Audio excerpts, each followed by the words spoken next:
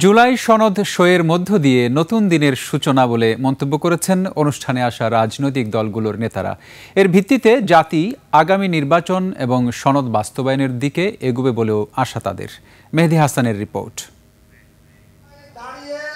জুলাই সনদ প্রণয়ন প্রক্রিয়ায় ৩২টি রাজনৈতিক দল অংশ নিলেও ঐতিহাসিক স্বাক্ষর অনুষ্ঠানে উপস্থিত ছিল ২৫টি দল। ৪ বাম দলের পাশাপাশি শেষ পর্যন্ত আসেনি এনসিপিও। তারপরও ঐতিহাসিক এ ঘটনার পর রাজনীতিতে গুণগত পরিবর্তন আশা করছেন বিশিষ্টজনেরা। সক্রিয় সব রাজনৈতিক দলের অংশগ্রহণে একটি অন্তর্ভুক্তিমূলক এবং অবাধ সুষ্ঠু নির্বাচন অনুষ্ঠিত হবে, তাহলে হয়তো আমরা গণতন্ত্রের অভিযাত্রায় এগোবো। দ্বিপাক্ষিক রাজনৈতিক সংস্কৃতির পরিবর্তন হওয়া দরকার। অনেক বেশি উদারতার প্রয়োজন আছে, অনেক বেশি সহানুভূতিশীল হওয়ার প্রয়োজন আছে। দুটোর কোনোটাই যথেষ্ট হয়েছে বলে আমার মনে হয় না। এনসিপি উপস্থিত থাকলে আরো ভালো হতো বললেন সরকারের উপদেষ্টারা। যদি এনসিপির যারা আমাদের ছাত্রনেতারা আছে, যারা জুলাই গণ অভ্যুত্থানকালে নেতৃত্ব দিয়েছিল, ওনারা যদি উপস্থিত থাকতো আরো ভালো লাগতো। তারা হয়তো আজকে সাইন করবে না, তারা কখনোই সাইন করবে না, একথা তো বলে।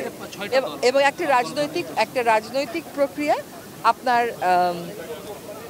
এরকম মতবিরোধ মতানৈক্য থাকতেই পারে। জামায়াত ইসলামীর আশা এখন এ সনদের বাস্তবায়ন ও গণভোট তাদের দাবি মতোই হবে। গণভোটের মাধ্যমে এটাকে টেকসই আইনি ভিত্তি দেয়া এবং সেটা যেন অবশ্যই নভেম্বরে হয়, সেই দাবি আমরা করেছি, ওনারা আশ্বস্ত করেছেন, সেই প্রেক্ষিতে আমরা স্বাক্ষর করেছি। বিএনপি নেতারা বলছেন সনদ স্বাক্ষরের মধ্য দিয়ে জাতি আসলে নির্বাচনের দিকে আরো এক ধাপ এগিয়ে গেল। নির্বাচন ভালো হবে কি হবে না, এটা একটা সরকার, তার প্রশাসন আর নির্বাচন কমিশন, আর আমাদের সাথে আলাপ করলে নির্বাচন ভালো হওয়ার সুযোগ নেই। সবকিছু পূরণের শুরু হলো কেবল, এটা যাত্রা।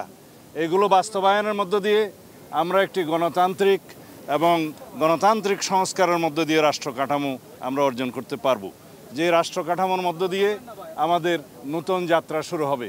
আজকে এই সনদ স্বাক্ষরের মধ্য দিয়ে বাংলাদেশের রাজনৈতিক ইতিহাসে একটি নতুন অধ্যায়ের সূচনা হলো।